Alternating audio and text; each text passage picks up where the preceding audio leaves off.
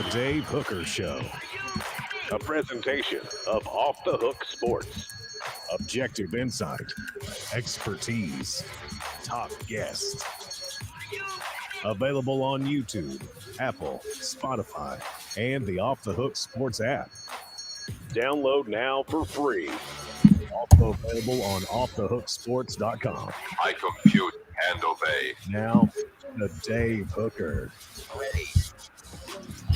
All right, here we go with Caleb Calhoun. I am Dave Hooker, and we are T-minus, by my count, 5 days away, depending on when you're watching or listening, from the unofficial kickoff to SEC Media Days and the college football season. Here we go. So it's exciting. Caleb, you can kind of feel it in the air. Emails exchanging back and forth, lining up guests. It's wild. Caleb, are you feeling the flow? How are you today, Caleb, as the unofficial kickoff to football season, SEC Media Days, is just a couple of days away? Pretty darn cool. How are you, Caleb? I'm doing great. I'm feeling the flow, too. I saw Josh Pate say yesterday, like, here's how you know if you're a casual or not. And that's what he refers to, certain college football fans.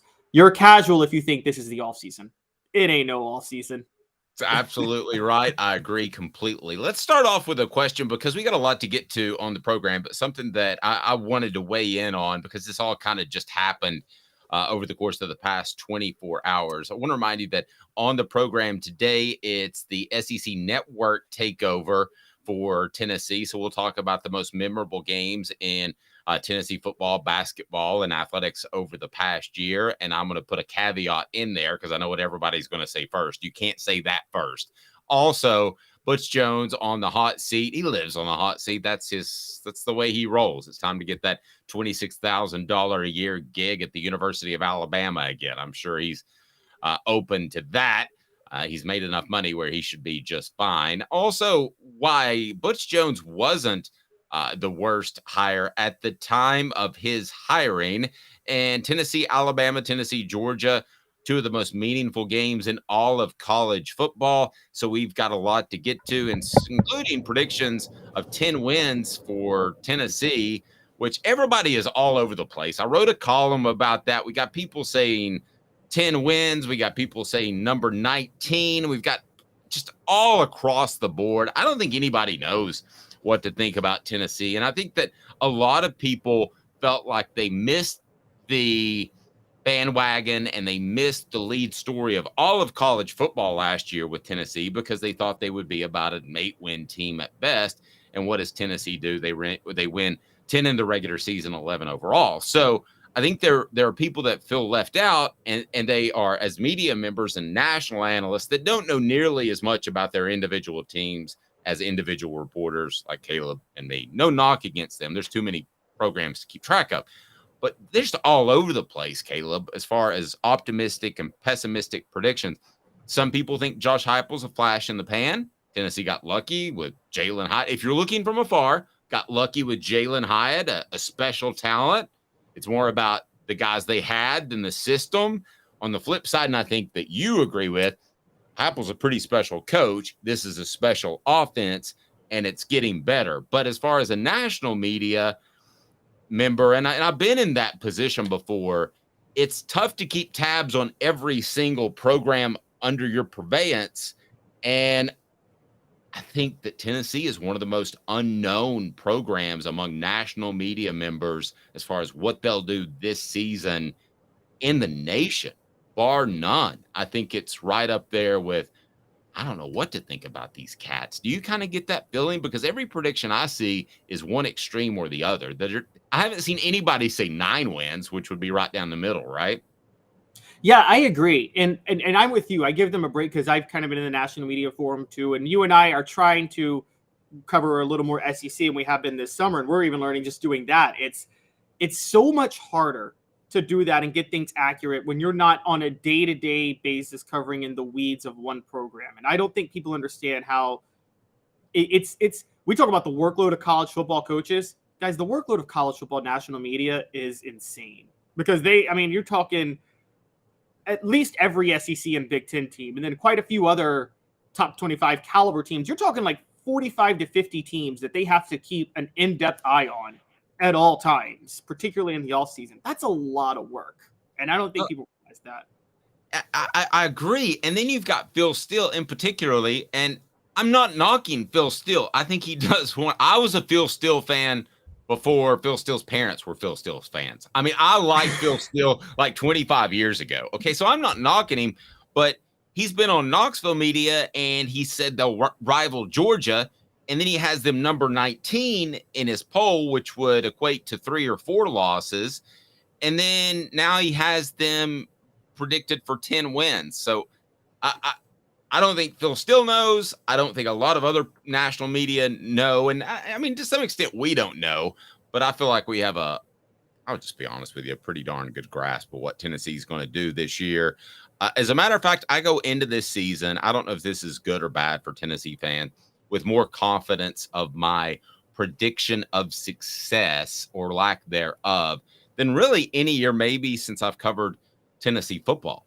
I feel very confident that this will be a very good team. Could some breaks go against them, injuries, that sort of thing that leads to an 8-win season instead of 10? Certainly. Could things break the right way and they're at 11 or 12? Certainly. All of that is very, very possible.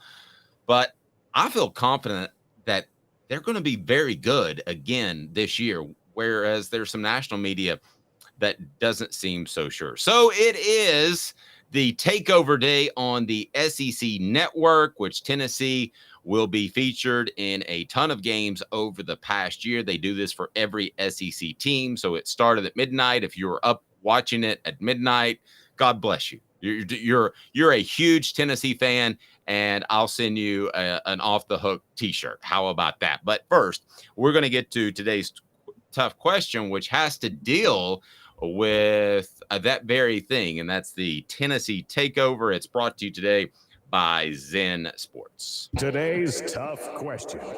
Take a side. Take a stand. The Dave Hooker Show, a presentation of offthehooksports.com. Best answer to today's tough question. You got to surprise me. You got to challenge me.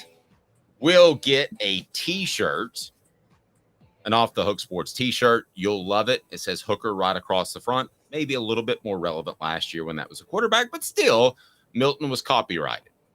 And it's not my last name. So here we go. Today's tough question, other than the Alabama game, take it away. That's off the board.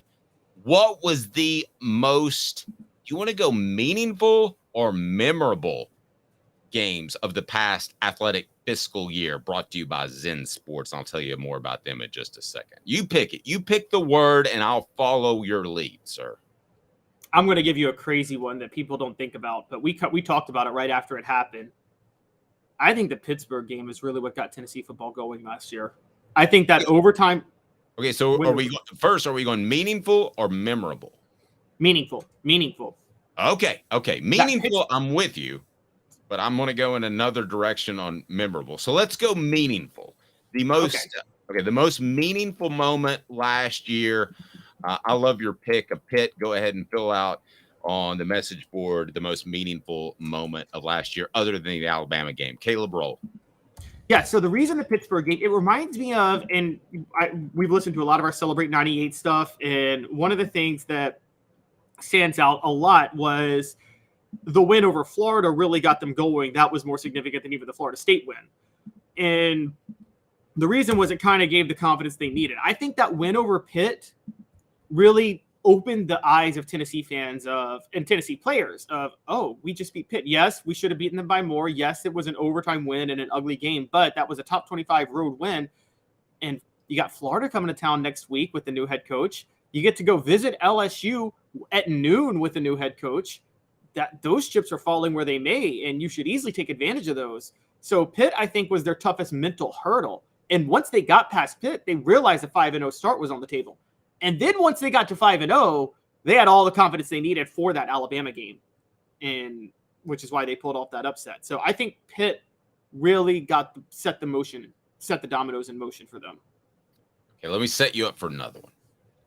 What is Tennessee's record if they don't pull that out against Pitt? Because that would have a confidence impact more than just an impact on the win-loss record? What does Tennessee finish if they don't get that win at Pitt? Oh, they're 8-4. They lose to Florida 2 weeks later, and they lose to Alabama. Wow, that's strong. Do you think about the Florida game? Don't forget the Florida game. They were trailing in the first half, and Florida had the ball. Do you think Tennessee has the mental toughness to overcome that, given all the history of Florida and having lost to Pitt 2 weeks ago? Had they lost to Pitt? Probably not. I'm going to go in a different direction, and some people are going to probably get upset with me on that. But I'm going to say the most memorable moment has to be the South Carolina game, because it was all laid out there, and we thought we had it figured out, and Tennessee had beaten Alabama. I could make a strong argument right now that that's more memorable than the Alabama game. But the Alabama win set up the South Carolina debacle. And I really believe that this could be a good thing for Tennessee long term. I don't think that they're going to have the mindset of overlooking anyone. I think there was a guy in Jeremy Banks that was a Pruitt recruit that probably was not real fond of the fact that Pruitt was gone and he was under a different coach, and Jeremy Banks created a distraction. So I think that will signify the end of whatever fractured sort of roster you might have. Because some guys are Pruitt guys still. I know that sounds crazy, and some guys are Heupel guys, but I think that's all over now. I think the Pruitt guys mainly are gone, unless there was some double red shirt. I mean, they should all be gone by now, shouldn't they? Caleb, pretty close after this season. Quite a few. I mean, even two after of the people. This season. Oh, after this season. Yes, but there are still because of the COVID year and the redshirt year, you could have Pruitt guys all the way through 2025. Because Amari Thomas and Cooper Mays could both be back in 2024. So it's kind of. I don't think Cooper is going to be based off those conversations, but I'll ask him on the Vol Report, brought to you by City Heating and Air Conditioning today, as a matter of fact. But we shall see. So I would have to say the most memorable to me is South Carolina, because I thought Tennessee had a chance against Alabama. I thought Georgia was significantly better at the time, especially at home, and motivated by some preseason talk. But Caleb, to me, the one I'll always remember, and you ask me 10 years from now, and I don't want to sound like a pessimist, but I will remember the South Carolina game, because I thought it was done and done. I thought Tennessee was going to be in the college football playoff or the 5th team and one out. Either way, for content purposes, it would have been great for us. Instead, they lose to South Carolina. And, the most memorable game, maybe for me, maybe it says something about me, was the 2001 SEC championship game. So maybe that's how my brain is wired, is I remember big losses as much as big wins. What does that say about me as a person, Caleb? I mean, it's you sound like a coach. Coaches always will say the same thing. Now, the difference is that 2001 SEC championship game, that was more than just a loss. That was a changing of the guard in college football. Tennessee, to this day, has never recovered from that loss. And I don't think the South Carolina game will be that bad. There's also this point. The South Carolina game could have a major silver lining that we don't know about. And I'm gonna do a comparison, Dave. It has a silver lining similar to the Orange Bowl against Nebraska in 1997 when Tennessee lost 42-17, which is this. Hendon Hooker getting hurt is what forced Joe Milton to take all the first team reps. We wouldn't know about Joe Milton in the Orange Bowl had that not happened. The same way in 97-98 with Nebraska, the team really didn't know what they had in T. Martin until Peyton Manning got hurt in the SEC title game. And I think Martin took most of the first team reps in the Orange Bowl preparations, didn't he? And yes, absolutely. Yeah, because if you remember, Peyton Manning had the bursa sac in his knee and showed up on David Letterman with it swollen, which he shouldn't have done, because then Nebraska knew that he would be even more of a statue in the pocket. But that's going way back and showing my age. Yeah, no, but it's a known thing. And T. Martin did throw a touchdown pass late against Nebraska, and I do think that was the first sign where the Tennessee players. I don't know about the fans. You could tell me more about that. If the fans saw promise in T. Martin when they saw that game, but I think the Tennessee players definitely, that was when they first started to get confidence in T. Martin, wasn't it? Right around then. Yes, and I think a lot of players thought that T. Martin should have played that entire Orange Bowl game, to be real honest with you. And they didn't think that Peyton Manning was able to play, but it was Peyton Manning's last game. He had just lost the Heisman. So they didn't want to besmirch him. The coaches didn't, but I don't know that he should have been playing. I'll give you another one. I'll give you two more, the most memorable. And then you pick one from basketball, if you will. And it's brought to you by Zen Sports, the new sports book in Tennessee, revolutionizing the way you earn sports betting rewards. That means no more deposit bonuses that turn into deposit nightmares. On Zen Sports, what you see is what you get with their cash rewards program. You get a lot of cash. For a welcome bonus, earn an unlimited 5% cash back on your betting volume for your first 15 days when you sign up with the code HOOKED. That's HOOKED, HOOKED. That's right, unlimited 5% cash back. Keep betting, keep earning with up to 3% cash back on your betting volume every month after that. And refer friends to earn a percentage of their betting volume as cash rewards too. Zen Sports bringing the cash back to Tennessee. So if you bet big on sports, you want to be betting on Zen Sports. Zen Sports betting just got better. Somebody on the message board mentioned LSU. So let's break down memorable moments for a moment, if we can, of the football season. So Pitt, we learned that Tennessee had some toughness. LSU, we learned that Tennessee had enough explosiveness where if a team came out and didn't play well early, they could get blown out. The location or stadium didn't matter. Alabama, we learned that Tennessee had an awful lot of moxie. How about the Kentucky game in which Tennessee played so well defensively against, knock him if you want, but against a guy that was a highly thought of quarterback prospect? So there were a lot of memorable moments that Tennessee had from its football season. If we went basketball or any other sport, is there one that stands out to you as the most memorable moment from the past fiscal athletic year? So basketball, they beat a number one Alabama team in basketball this year too, which was memorable. But I thought that was that. It's funny, they beat Alabama in basketball when Alabama was number one, but that wasn't shocking to any of us who had covered this team this past year. And honestly, it didn't change any of the negative opinions I had about Tennessee basketball. So I thought what was more impressive was their Duke win in the NCAA tournament. I thought that actually was a memorable moment because I didn't think they had that in them to beat Duke the way they did. And so that stood out to me. If it's a bunch of Caleb's and Dave's, it's still Duke, right? Yeah, I mean, they're exactly. still wearing a Duke jersey. It's like, that's pretty good.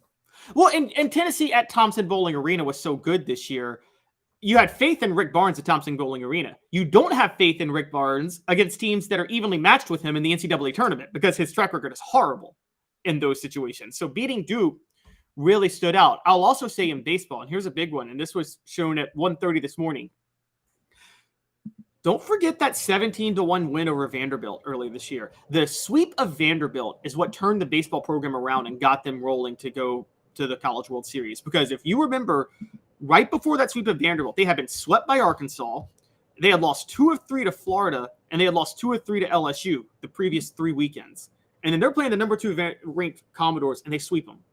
And that totally changed things for the baseball program. So I think that was a really, really, really big win for baseball. So women's basketball, the big one they have is, and it does stand out, was beating LSU in the SEC tournament. Women's basketball didn't have a lot of big wins this year. They were hitting par. They didn't beat any great teams typically, except for that LSU win, and they didn't lose to any bad teams. So that one stands out. Absolutely. If you're watching on YouTube, you just saw me shift around and panic a little bit because a huge monster snapper bug got on me. I don't know if you noticed that, Caleb, but I did get a little scared there for a moment and almost ran away. If you are watching on YouTube, be sure and set your notifications on. No matter where you're watching, set the notifications on as Dante Stallworth, the latest edition of the Celebrate 98 series. That is will be up on our YouTube channel.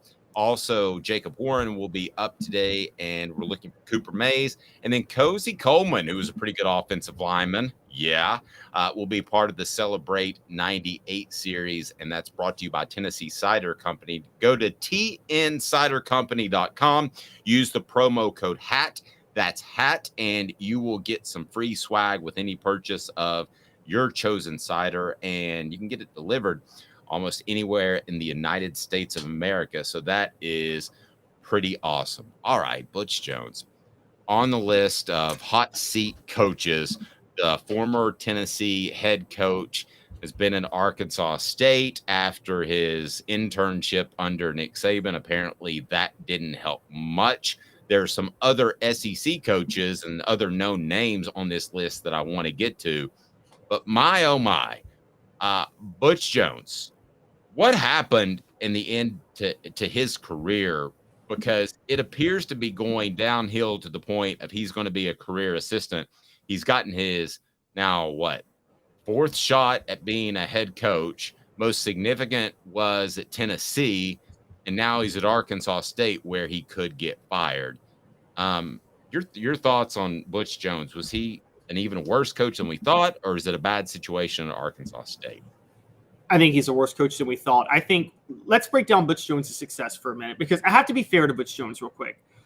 A lot of the Butch Jones haters will say that, oh, he just inherited what Brian Kelly built because he followed him at Central Michigan and then followed him at Cincinnati. That's actually not true. For those who don't know, Butch Jones' first year at Cincinnati, he went 4-8 right after Cincinnati went 12-0. He actually had to completely rebuild the Cincinnati roster after Brian Kelly had left. And he did a pretty good job and installed his own system. The Central Michigan 3 years, his last year in 2009, he took them 11-2, the best season that team had in school history. And just a few people he found, whatever you think of him now, he found Antonio Brown out of nowhere. All right, that guy was not going to be a football player. And Butch Jones and Zach Azzani at the time found him and scouted him and put him in there. So what I think do offset that a little bit by he wanted J.J. Watt to play tight end, but yeah, that's true. Okay, I mean on the chessboard of life, that's bringing the queen out too early. Go ahead. That's very true. Here's what I think happened. Dave, if you remember, he took the head coaching job in 2007. If you remember 2007, that was when Rich Rodriguez was the hottest commodity in college football because of that spread system that he ran, which he really was not Urban Meyer. Rodriguez really was the original crafter of that offense. You know what I'm talking about? The one that Pat White and Steve Slayton just balled out in. Yep. So I don't think that was as understood by a lot of teams yet. And that's what Butch Jones cut his teeth in, because he was the wide receivers coach at West Virginia in 2005 and 2006. Before that, he had coached mostly under Mike DeBoer and Brian Kelly. So he kind of understood the spread offense with pro concepts, which is where those zone reads and zone blocking schemes came. I think Butch Jones was running an offense that he had crafted out of that just wasn't fully figured out yet. But by the time he had gotten to the SEC in 2013, let's be honest, Urban Meyer had already had a 6-year run where he was dominant. Gus Malzahn was in the SEC. SEC defensive coordinators had already figured out these different schemes. So I think by the time we got to the SEC, I don't think Butch Jones was a great play caller. I don't think he was that right of a coach. I think he had a system that he had learned that just people hadn't figured out yet. And sorry, go ahead.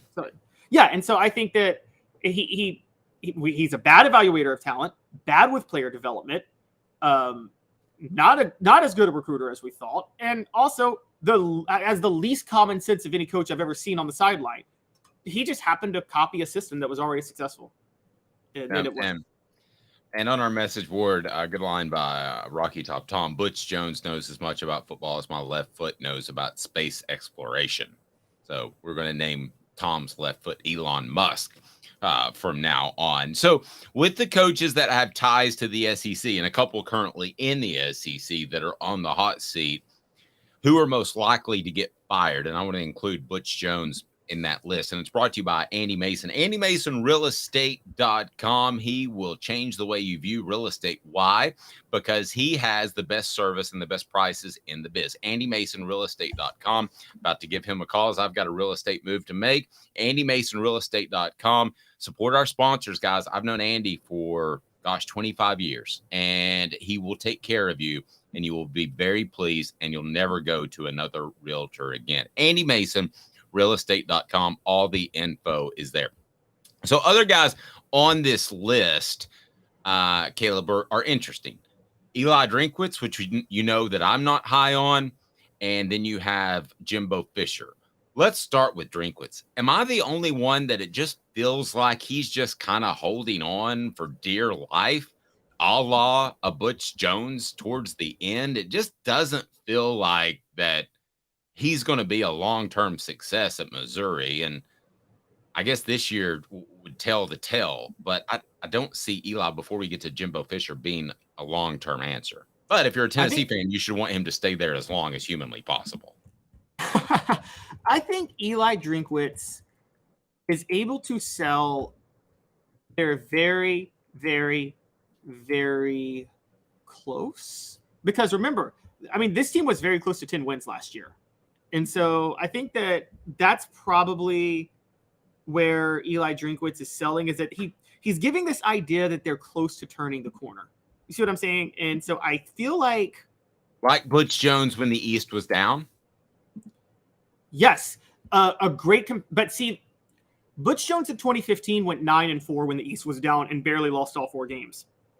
Eli Drinkwitz went 6-7 and barely lost 4 games. So it's the difference between undefeated and 10-3. But yes, you're right. It's very similar to that. But at the same time, just like Butch Jones in 2015 almost beat Alabama when they won the national title, Eli Drinkwitz last year almost beat Georgia when they won the national title. So there's a lot of selling points, and I think with a lot of returning talent, there's a genuine optimism that they can turn the corner this year and take it to another level. If you remember, Eli Drinkwitz's selling point was he took over Missouri when they were a disaster in 2020, and he went 5-5, which was massively exceeding expectations. A lot of first-year coaches built a reputation for what they did in 2020, and no one should count 2020. It was such a wild year. There was no spring practice, barely any all season. Like, so many factors that go to having a good season just weren't there in 2020. So I think the whole season should be thrown out the window, quite honestly. But that was a selling point.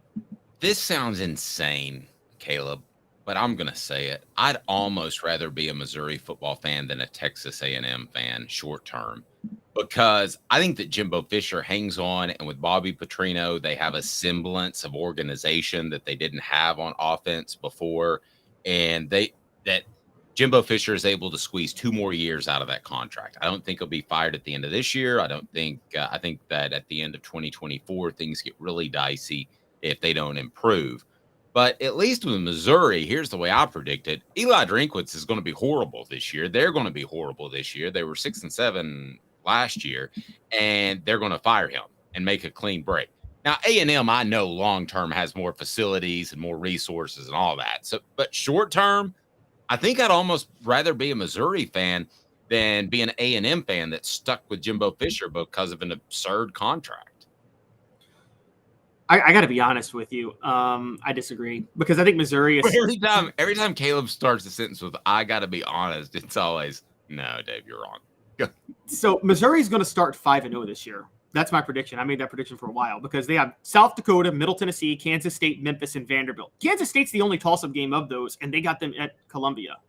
So the 5-0 start is going to give them a lot of momentum down the stretch, where Eli Drinkwitz is going to keep his job. I think the bottom is falling out with Jimbo Fisher this year. I've said that the whole time, and I don't think the Fisher-Bobby Petrino situation is going to work out. And it's really going to baffle Texas A&M fans, because quite honestly, Dave, it's weird that Texas A&M hasn't won a national title ever, because all the dynamics, like the fundamentals are in place for Texas A&M to be a dominant program. This is, I thought of a comparison the other day. Are they the Mets of college football? Because, the Mets have all this money. They should be great in baseball, and they never are. No, I mean, that's a pretty good comparison. If I were a Texas A&M fan, I would hate to be stuck to that contract. I mean, that would just absolutely drive me crazy on a day-to-day basis. Coming up next, why Butch Jones, even though he could get fired from Arkansas State, was not the worst hire in what Mark Nagy called the decade of dysfunction. As a matter of fact, he wasn't even close to the bottom at the time of his hiring. That's the key. 2 minutes. Back with you. He's Caleb Calhoun. I'm Dave Hooker, Off the Hook Sports. To own the more that owns every job, then get to Vassy Lawn and Garden in Cleveland and get you a Toro. I'm David Vassy, here to talk to you about Toro. With a Toro Zero Turn, you'll get more out of every minute, and you'll reach the finish line faster. At Vassy's, we like to say, no matter if you're mowing 3 acres a week or 11 lawns a day, homeowners and business owners alike find confidence in equipment they can trust from top to bottom. Vassy Lawn and Garden, Highway 60 North in Cleveland. Man alive, it's worth the drive. Hi, Mike Davis here with City Heating and Air, reminding you to always dare to compare. Our team provides quality local heating and air service, installation, and maintenance across East Tennessee.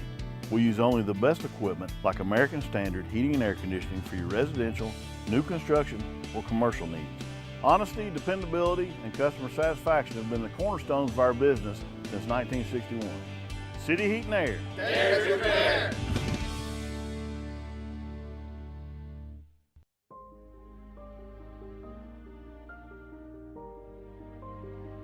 Our family has been creating one-of-a-kind pieces of jewelry in West Knoxville since 1986. Each piece is a combination of unique processes that bring your idea to life. Every day in our shop, a truly special item with a story all its own is being manufactured in our facility, bringing the history and family sentiment into a whole new generation of life. We're grateful that you chose us to be Knoxville's best jeweler, a title that we value and respect. Because to me, being a jeweler and owning a jewelry store are not the same thing. I'm Rick Terry, I'm a jeweler, and we want to be your jeweler. Kingston Pike and Campbell Station Road in the heart of Farragut, and downtown on Gay Street right next to the Tennessee Theater. With all that sun, sand, and salt water, the beach is a very relaxing place. Unless you wear contacts. Ow! Open your eyes to the best the beach has to offer with LASIK vision correction from Campbell Cunningham Laser Center. Ah. You're listening to The Dave Hooker Show, a presentation of OffTheHookSports.com. The internet is full of pictures of each and every one of you. Available on YouTube, Apple, Spotify, and the Off the Hook Sports app. Download now for free. Is there nothing you people can't do? Also available on OffTheHookSports.com. So we had a question earlier to start off the show, and I didn't get into it. I failed. Dave, does it sit right with me that Northwestern's coach, Pat Fitzgerald, got fired for things out of his control while Kirby Smart's players got get underage kids drunk off their rears and allegedly assault women? Well, I don't know where the Fitzgerald stuff's going to go. I do believe, and I know Georgia fans think I'm biased for whatever reason, I do believe that Kirby Smart has a real problem in Athens. So I'll say this. It led me to a column that's going to be on offthehooksports.com later today, Caleb, and it's about the fact that had Tennessee hired Greg Schiano, which to me, Caleb, was a reach of a hire just in terms of football. But had they hired him with the loose Penn State ties that I thought Tennessee used in order to make him not the hire, there's no way a guy could survive that with those loose ties. If Pat Fitzgerald can't survive the social media backlash and the media backlash from what's happening at Northwestern now, and he was a player there and he's coached 11 years, there's no way that somebody with any sort of loose tie to Penn State could have survived that. Even if Schiano was having some measure of success at his school, and he's not having success at Rutgers currently, but if it were Tennessee, you would have to make a change based off partly the loose tie to Penn State, and now this cropping up again. In retrospect, I was pretty critical of Tennessee fans and the way they responded. Caleb, now I think to myself, maybe there was something to that. Because if something like this happened that was out of his control, Caleb, you couldn't possibly stand by him with the other ties to Penn State, which I think you and I agree were pretty loose. You go. Yeah, they were loose, but I've always said it's twofold. Because people tried to call out Tennessee fans and say, well, they wouldn't be mad like this if Nick Saban was getting the job. Well, yeah, because he's Nick Saban.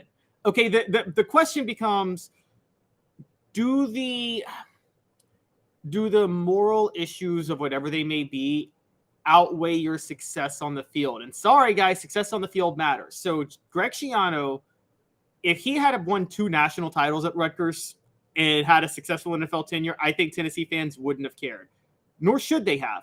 But the loose ties become an issue when you're not successful. This is why the Kirby Smart Pat Fitzgerald comparison I don't think is fair either. Is Kirby Smart, I think, allowing a lot more issues? Yes. Could it be a disastrous problem long term? Yes. The difference? Georgia cares about football, and Kirby Smart's winning national titles. Northwestern doesn't care about football. Northwestern, the most important thing to Northwestern, and you know this, Dave, having worked at ESPN with people who probably graduated from there, is the academic eliteness of the institution itself. They care about that and the credibility of their institution more than anything, and football's a bonus, and the checks they get from the Big Ten is a bonus. They're not, most other schools are, we're not going to let this derail our football program. Northwestern, we're not going to let our football program derail our academics. And they're very, very, very clear about that. And so it's about priorities, and neither's wrong. I'm not saying that makes them more moral than Georgia. I'm just saying that's what they care about. Yep, completely agree. Jacob Warren, the Vol Report brought to you by Bassey Lawn and Garden. What should people do that are listening right now? What's up, everybody? This is Jacob Warren asking you to like, subscribe, and share. Dave needs this. Does. So thank you very much, Jacob. We appreciate that. All right. So the worst hire at the time, Kiffin, Jones, Dooley, Pruitt at the time, and where would Schiano have ranked in there before we get to the most meaningful games of 2023 that include 2 Tennessee games? And I'm talking from a nationwide perspective. So if you rated those at the time, I'll give you mine first. I thought Dooley was the worst hire, losing record at La Tech. I thought that Pruitt was the second worst hire. I thought that Kiffin was the third worst hire. And then I would go to Jones, who I thought would at least get Tennessee solidly to 9 or 10 wins. I didn't know if he'd get beyond that. Kiffin, there was a question mark. There was a Raiders issue. Dooley, I mentioned the losing record that he had coming in. And Pruitt, I thought, from what I heard in coaching circles, that was just the best they could do at the time because of the Schiano fiasco and everything that was going on. So how would you rate those as far as the worst hires in recent memory?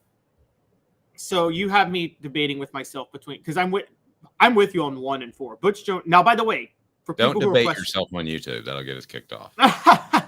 For people who are questioning, Caleb and I are master debaters. Go ahead. There's nothing wrong with being a master debater. It just means you're good with words. Okay. So where I was going with, and I want to say this to our listeners real quick.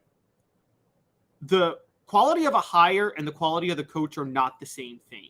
I think Butch Jones is the worst coach of the 4. He was the best hire of the 4 on paper, because 6 years, 4 championships. You couldn't ignore that on paper when you were looking at who was available. I'm struggling between Pruitt and Kiffin. I would say Kiffin was a worse hire than Pruitt because of the limitations of the availabilities, because Brian Kelly was available when Tennessee hired Kiffin. And Pruitt, the person who was available when Tennessee hired Pruitt was Lane Kiffin, funny enough. And Fulmer was never going to hire Lane Kiffin. That wasn't about to happen. So I will say, though, the most obviously bad one was Derek Dooley. And I have to bring this up because, you know, there's an issue with colleges with legacy admissions where people get admitted to college because of who their dad is, despite that when they have no merit on their own. And I have a huge problem with that. Well, Derek Dooley was a legacy hire. Honestly, he was hired because his dad was a Hall of Fame coach. And I understand people's feelings about the Supreme Court with affirmative action a few weeks ago, because I understand the issue, but legacy is just as annoying. If you're going to get hired because of who your dad is and not because of who you are and your merits, that's just as bad. And quite honestly, Dave, you told me this story and I didn't know it. You said the boosters took the power away from Mike Hamilton and hired Derek Dooley, pretty much. No question. I don't know that he knew who Derek Dooley was before he was interviewed. So I have a theory on this. The lead booster at the time was failed businessman, historically unintelligent Jimmy Haslam. And I think a lot of Are you talking Big Jim or Jimmy? Jimmy. Okay, because you know I'm a fan of Big Jim. I think he's the perfect booster. I think he sits aside, he gives his okay if you ask him, but Jimmy's a different matter altogether. Yes, exactly. Yes, Jimmy was running the program like a feudal lord during that time, and so Jimmy Haslam is a historical failure in everything, but he's a trust fund baby. I think he saw himself in Derek Dooley. And because that's throwing hot heat. Never thought about that. yes, I think he saw himself because Jimmy Haslam so badly wants to prove he's successful at something. He's successful at nothing. But I think that he really wanted somebody like Derek Dooley, the son of a Hall of Fame coach, to work out. Now, I still am more of a defender of Derek Dooley, the job he did, than you are, because I would take Dooley over Butch Jones any day of the week as a head coach. Well, now, in retrospect, my list would change. In retrospect, the top coaches, in my opinion, would be Kiffin, Dooley, and then I would actually go Pruitt over Butch because I think so little of him as a moral person or lack thereof. I think little of Butch. Some stuff I've been told that I haven't even shared. I've shared a lot with you off the record, but I would have Butch last, even though he had the most success at Tennessee. I would have Butch last, too. I would easily have Butch last. Surprises me. Well, you said that. I like that. Yeah. Well, again, he's unintelligent and he's a sociopath. I mean, other than that, I mean, it's so, yeah, no, I think Dooley was actually the smartest Kiffin was probably the smartest of the four, but Dooley was actually pretty smart. There were just some issues he had, but yeah, no, I think on its face, that was a terrible hire. And here's what drove me crazy about the hire. You talked about KP Brown. That made the most sense, mainly because it was so late in the game. Just hire an interim and then wait till next year, and where you can actually get a better collection of coaches that are going to be, because everybody was hired at the time. Or Kevin Sumlin was on the list, and I don't think Kevin Sumlin's a great coach now, but on its face, on paper, Kevin Sumlin was a better coach than Derek Dooley. There was no question at the time. And so, but the boosters wanted Derek Dooley because the lead, and I don't know about the other boosters at Tennessee. Maybe some of them are like Jimmy Haslam, where their daddies were rich, and their entire success is because of their daddy. And Jimmy Haslam's whole life is because of his daddy. If it wasn't because of his daddy, he'd be one of those people selling roses on the street corner. It's interesting. So what about, would Jimmy have been a big fan? Was he a big fan of the Kiffin hire then? Because that's a legacy kind of sort of hire. Well, okay, I did not like the Kiffin hire because of that. But the thing with the Kiffin hire was Kiffin's legacy hire was, not only am I my father's son, I could bring my father to come coach for us. So it wasn't like Derek Dooley was going to get Vince Dooley to come coach for Tennessee. And so, there you go. That's why Caleb Calhoun is a master debater. All right, so Tennessee with a hooker. Oh, wow. What are you even paying for in that regard? All right, so let's get to the two most meaningful games on Tennessee's schedule, which also happen to rank as two of the most meaningful games in the entire college football slate. I'm not talking just SEC. I'm not talking just Tennessee. These are games that have huge meaning that just this time a year ago might not have made this list because everybody expected Georgia and Alabama just to pound Tennessee. So before we get to those games and where they rank are the most meaningful games, I want to remind you that Craft Treats is phenomenal for your pet. Craft Treats has just the chill pills that will absolutely change your pet's lives. They have CBD derivatives. They will help with the digestive issues, the arthritis, also help with anxiety. That's crafttreats.com. Go to crafttreats.com. Use the exclusive code OFFTHEHOOK. That is off the hook, crafttreats.com.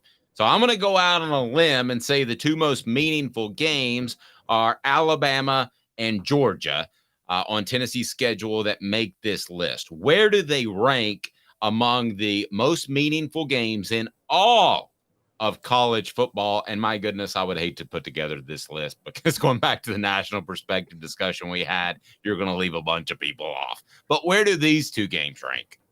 They should be top 10. They should be top 10. Okay, in all of college football, I agree with actually this list. Tennessee, Alabama's top 25. I don't think Tennessee, Alabama's top 10. And it can't be top 10 anymore because it's not a divisional game. Now, after this year, it could get back to top 10 when there's no more divisions, but there's still divisions this year. So with Alabama in the West, it's top 25 because it's not as much of a direct impact. So I got Tennessee, Alabama in the top 25. I got Tennessee, Georgia in the top 5. That's where I'm going with these two. Okay, and where are they actually on the list that was done by 247 Sports? So the list by 247 Sports is right where I was doing. They have Tennessee, Alabama at 21, and they have Tennessee, Georgia at number 4. Now, ahead of Tennessee, Georgia is Michigan, Penn State, LSU, Alabama, Ohio State, Michigan. I can't really argue with any of those, can you? No, but I am gonna. Here's what I'll do. I'll go ahead and start it with 4 downs because I'm going to argue one of the points that you made because I still happen to think that Tennessee, Alabama is pretty significant for a significant reason or two. 4 downs brought to you by Craft Treats. Use that promo code off the hook. Again, that promo code off the hook. 4 downs is now. 4 downs. 4 questions. 4 answers. The Dave Hooker Show. 4 downs. A presentation of offthehooksports.com. So one of the things that you said throws me off a little bit. I'm not totally disagreeing with you, but I'm kind of disagreeing with you because you talk about which is the bigger game between the two. I think it's easy to say Georgia. I think it's very easy to say that that's the SEC East. However, what would 2 wins in a row mean for the Vols over Alabama? So this particular year, what would be the bigger win? I'm going to give you the easy one, okay? Because I know you're going to go Georgia, and you're probably right. But Cooper, set us up for first down. Coop here. First down. So you want to go Georgia. Tell me why in 10 seconds or less, because you're pretty much right. Because it's an SEC East game. That's all I need to say. Okay. I'm going to say Alabama because I think Georgia very well could be going off the rails. I think that with the discipline issues, I've seen this before up close under Philip Fulmer, and it doesn't seem to be going away. And it's tough to get that back. And sometimes you never get that back. So I think Georgia could be going off the rails. I'm not particularly fond of the Mike Bobo hire that we talked about. I think that if you beat Alabama for the second year in a row, that you made a real statement. If you beat them in Tuscaloosa, you made a real statement. Either are on a scale of 1 to 10, 10 wins. I mean, that's a monstrous win.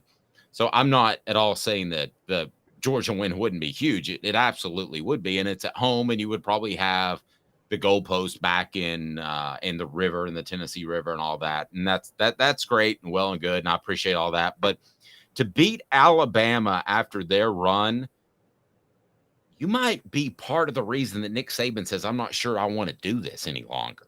Okay. That happened with Steve Spurrier in Tennessee in 2001. So if you could push Nick Saban out the door, you would agree that would be the bigger win, right? Well, the funniest part about Tennessee pushing Steve Spurrier out the door was they thought the SEC's was about to be theirs for the next decade, and they still haven't won an SEC title since Spurrier retired or resigned from Florida. And well, that's true. But if you can push Nick Saban out the door and Georgia is on a disciplined slide downhill, which I believe to be the case, I could be proven wrong, then did I at least make a decent argument why Alabama would be the more meaningful win in 2023? Can you roll with that at least? I think you made a better argument for Georgia being the more meaningful win, honestly. Oh, gosh. And I'll tell you why. You're talking about all these issues with if Tennessee loses at Alabama this year, on the road to Alabama, it's not a big deal of a loss. If they lose to Georgia at home, and here's the thing, what you're saying means they almost need to beat Georgia because they've got to cash in on Georgia sliding as a program. They've got to beat them and take advantage of the issues in front of them.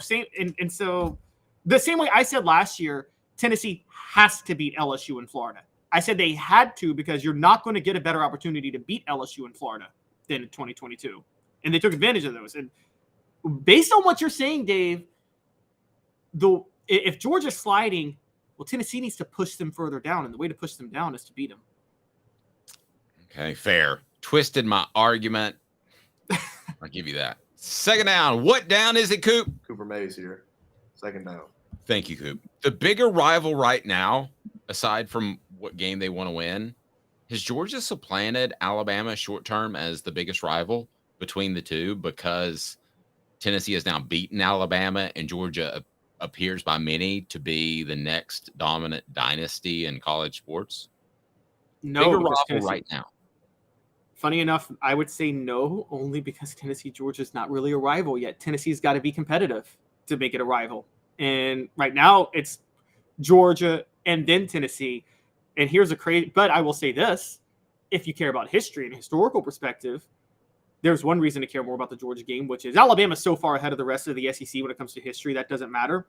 Georgia surpassed Tennessee this past year in a number of SEC titles. So Tennessee's fallen to third all-time in number of SEC titles. Georgia leads the all-time series 27-23.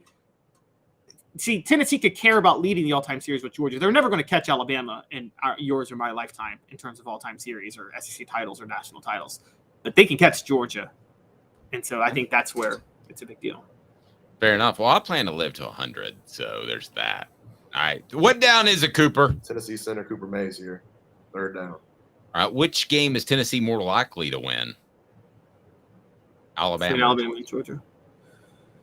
You know what? The home and away, you would say they're more likely to beat Georgia, but I'm just not. I'm down on Alabama this year. I really am. And so I think they're more likely to beat Alabama. I think they're more likely to beat Alabama because they're down, but I'm closer than you because I think this is a revenge type of game. And Nick Saban, even before he had elite talent, was a master motivator. And I'm going to use a Cowboys reference, which you might hate from time to time, but Jimmy Johnson was an incredible motivator. I think of him very similar to Nick Saban. He knows how to push buttons on all the guys. Some guys need the harsh treatment. Some guys need you to be a little bit nicer when they have a bad practice. You just kind of give them a look. So I think that they will be motivated to the hilt that week in practice. No, it doesn't matter when the game kicks off, I know, but they'll be motivated to the hilt in the offseason to say Tennessee's never going to beat Alabama again. We're the Crimson Tide. So I do believe that Alabama will be an incredibly tough matchup, obviously, and they're on the road. So I think that'll be the tougher win between the two to get just because of the motivational factor. And I think Nick Saban's special at that, almost as special as evaluating talent and recruiting. Which down is it, Coop? All SEC center Cooper Mays here. Fourth down. What's the most important aspect in each of those games for Tennessee to pull what we think will be an upset? The most important aspect of each of those games. I'll start first with Georgia. And Elias points out that Georgia matchup is terrible. It is, because they do the exact opposite as Tennessee. So I think it's the running game. I think Tennessee has to be able to run the football with a pretty good offensive line. I think that's the most important aspect of Georgia. I think the most important aspect of, and you could say this about every game, and I'm not trying to cop out here, just don't make mistakes on the road against Alabama. And I don't hate that matchup at all. I think it's a tough matchup. You just can't go out there. I'm not even talking about interception fumbles. Let's bring it back to Joe Milton. Call me a Joe Milton hater if you want to, but Joe Milton can't be missing wide open guys in the Alabama game on the road. That can't happen. Yeah, so for Alabama, I'm going to be a little more cliche than even you. I think it's straight up about Joe Milton because I think Alabama is going to be playing ball control. They're going to be focused on the game, so I don't think they'll make as many mistakes. So I think from that perspective, Tennessee's going to actually have to beat Alabama, and I don't mean they can't beat Alabama the way they beat Florida in '98. You know what I mean? They're going to actually have to beat them by outplaying them, and so that comes to Joe Milton, like you said, hitting on his throws. I still think it's actually the passing game against Georgia too, and that is, I think that it's the receivers. They got to be able to beat those Georgia defensive backs.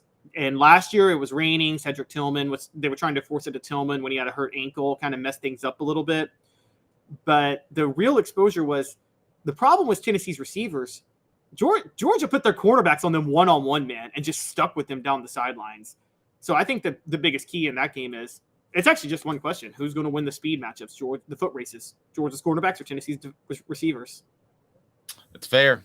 We got another prediction for 10 wins for Tennessee, where Joe Milton ranks among NFL draft quarterback prospects. So the predictions continue all over the place for Tennessee.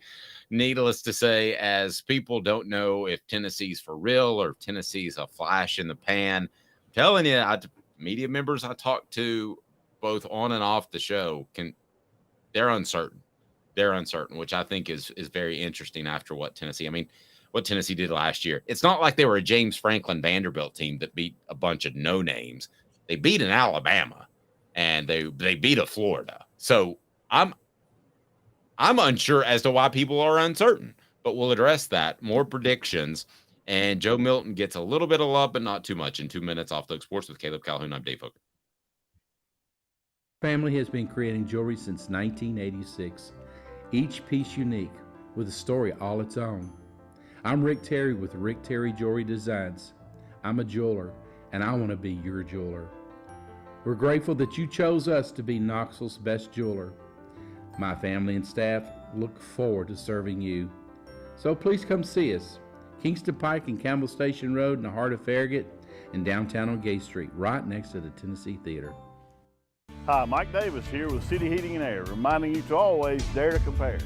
Our team provides quality local heating and air service, installation, and maintenance across East Tennessee. We use only the best equipment like American Standard heating and air conditioning for your residential, new construction, or commercial needs. Honesty, dependability, and customer satisfaction have been the cornerstones of our business since 1961. City Heat and Air. Dare to compare.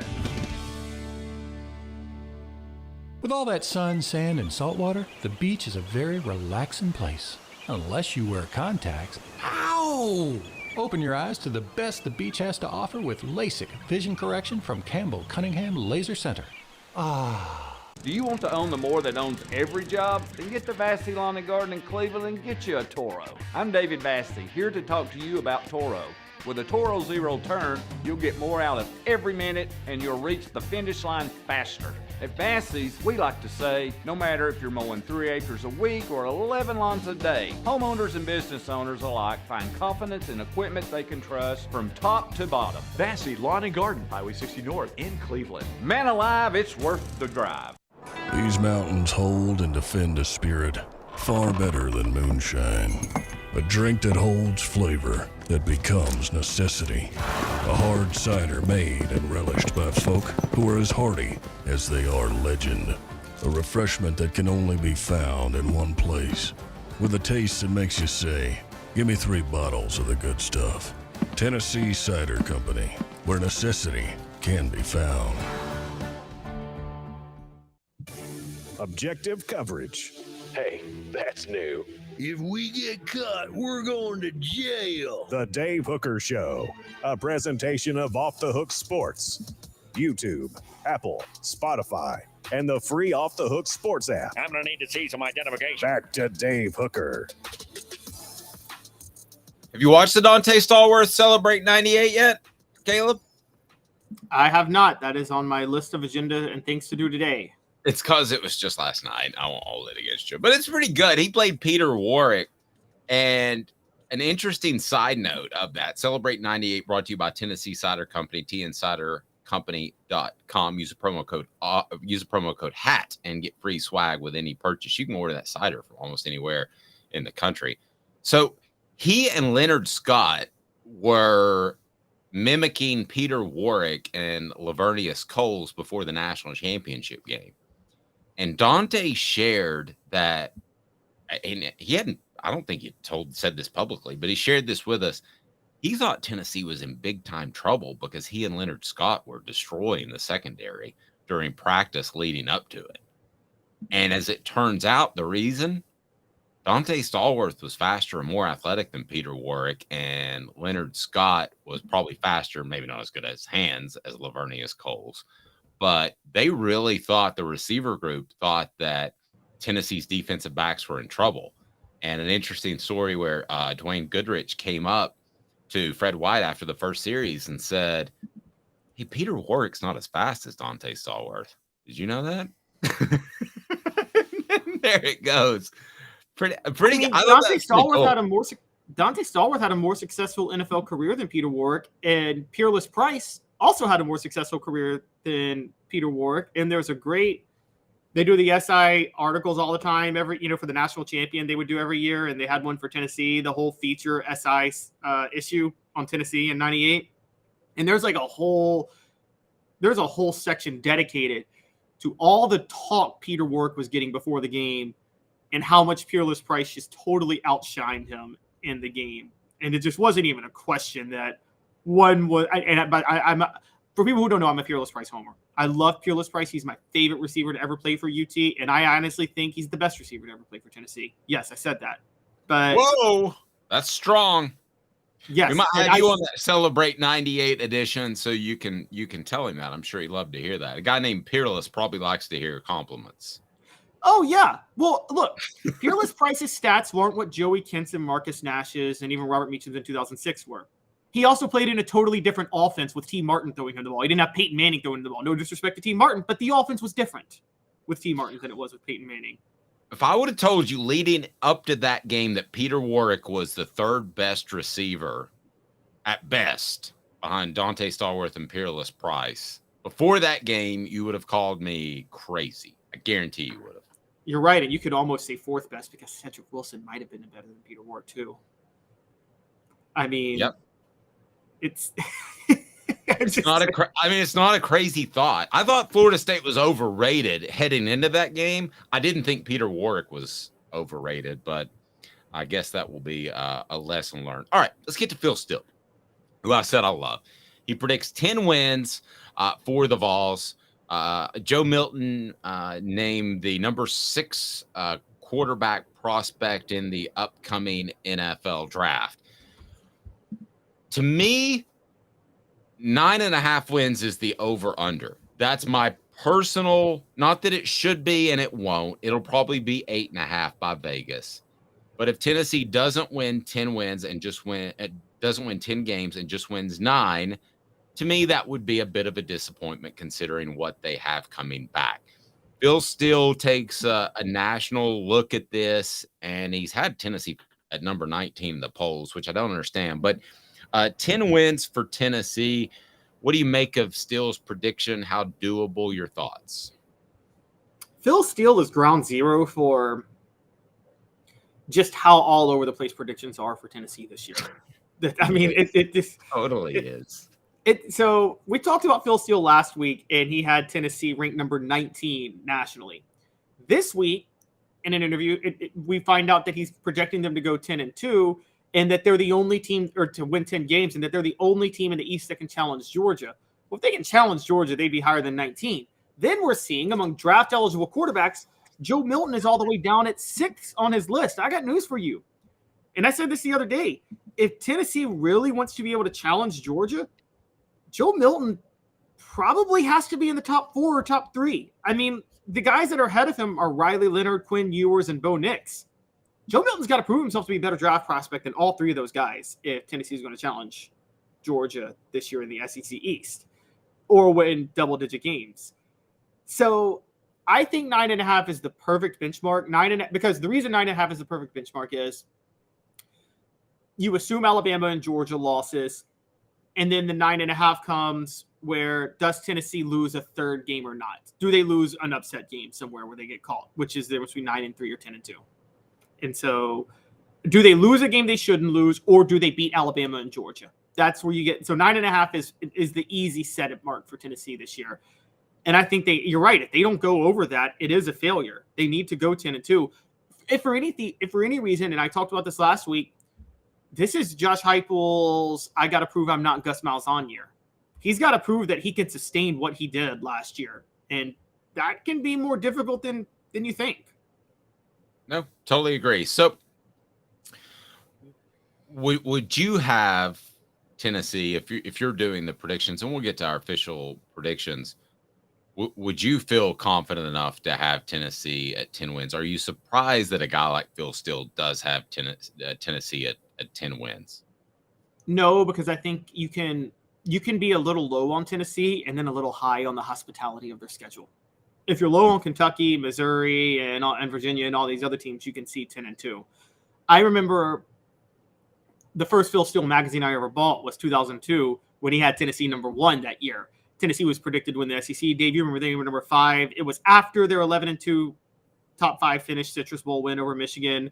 They're coming in the next year. Everybody thinks they're going to win the SEC title. It was a horrible year. They go 8-5 because of all these injuries. But the biggest reason everybody thought they were going to win the SEC that year was they had a very favorable schedule and that all their key games were at home that year. With Florida, they were playing Miami at home and things like that. So I just think that the scheduling allows for, even though you may have them down at number 19, you could see them theoretically going 10-2 because of the schedule. So most important Vol, we would agree, is Joe Milton, right? Yes, the whole season comes down to whether or not Joe Milton can do what he's asked to do and needs to do. Okay. Who's second?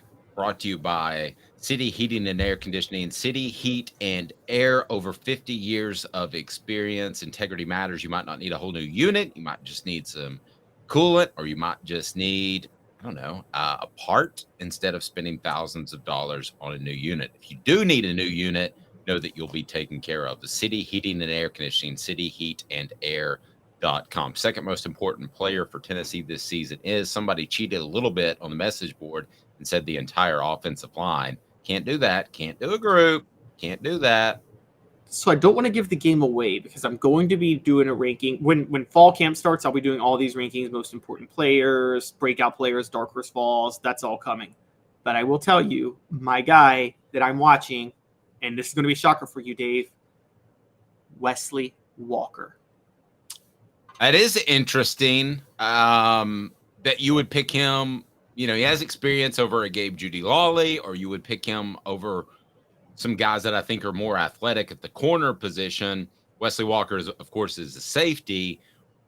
Why are you leaning towards Wesley Walker at this point? And I'll give you where I'm leaning. I think Wesley Walker is stepping in for Trey Flowers at free safety. And I think Tennessee will be better in the secondary this year, but they still need that free safety that can cover for giant flaws that the cornerbacks might have. And that's where the pressure is going to be on Wesley Walker. He's got to be, particularly because you got Tennessee's probably going to have to rely on a freshman somewhere. And so I think to allow the cornerbacks, the young cornerbacks, to actually emerge, you need the safety help over the top. And I think Wesley Walker is going to, Jalen McCullough is going to be used. You probably agree with me on this, right, Dave? Jalen McCullough is more of a hitting cornerback. He's almost more a safety. He's almost like a Fred White, not Fred White. I'm not going to make Fred White mad. He's not as good as Fred White, but his style is more Fred White, isn't it? In terms of a physical safety that likes to tackle. Yeah, no, I would agree with that. My most important player, and I'm not being a homer here because he works with us on a week-to-week basis, is Cooper. I mean, I just think that Cooper Mays, if something were to happen, would be devastating for Tennessee. You know, you'd have to go in a different direction of a guy that hasn't played a lot. I guess that would be Jordan Addison. And you may have to shift things around. If you're not ready for him, then a guard has to move inside. You know, Tennessee was very healthy for the most part up front. They had the one issue at LSU, but for the most part, they were very healthy. And I think Cooper is the most important player. I think that he gives, other than Joe Milton, I think he gives Tennessee the ability to feel comfortable at the center quarterback exchange, which should be simple, I know. But for Joe Milton, and you're stepping in there not only for the opener and you're the starter again, but you're stepping in there at Alabama, at Florida, home against Georgia, all of that, you want to be comfortable with the basics. And those are the basics, the center quarterback exchange. So you've got to have that. So I'll take Cooper Mays. Dave, did you start watching football in the 1960s? So you're one of those people who thinks the center is the most important position on the line? No. Here's why. Because I think they're good at running back. I think they're good at receiver. I think a guy at either of those positions could go down and they would be fine there. I don't know who replaces that guy. And then what about left tackle? Well, I mean, that's fair. But again, Cooper handles a lot of the calls. And I'm not just saying this because he's part of the Vol Report brought to you by You're sounding more and more like you're sounding more and more like one of those centers, the most important position, handles all the calls. Okay, I'm not saying that, but it is important. He also can long snap, by the way, if something were to happen there. But Keenan Pili is the guy I'm going to pick on the defensive side because I think his ability to handle the running game between the tackles will allow guys to play a little bit more free. I don't know that Tennessee had that guy in Jeremy Banks last year. That would be one. And they didn't have a guy that kind of manned the middle so other guys could play free. So I think Peely is actually one of the most important players that we haven't talked about to this point. Your thoughts on that? I think Peely is important. I think Peely is very important. I think that, and we saw what happened with Tennessee last year when Jeremy Banks missed a game, whatever you feel about Jeremy Banks, and I don't think highly of him. They need that type of linebacker for Tim Banks to be able to run a system.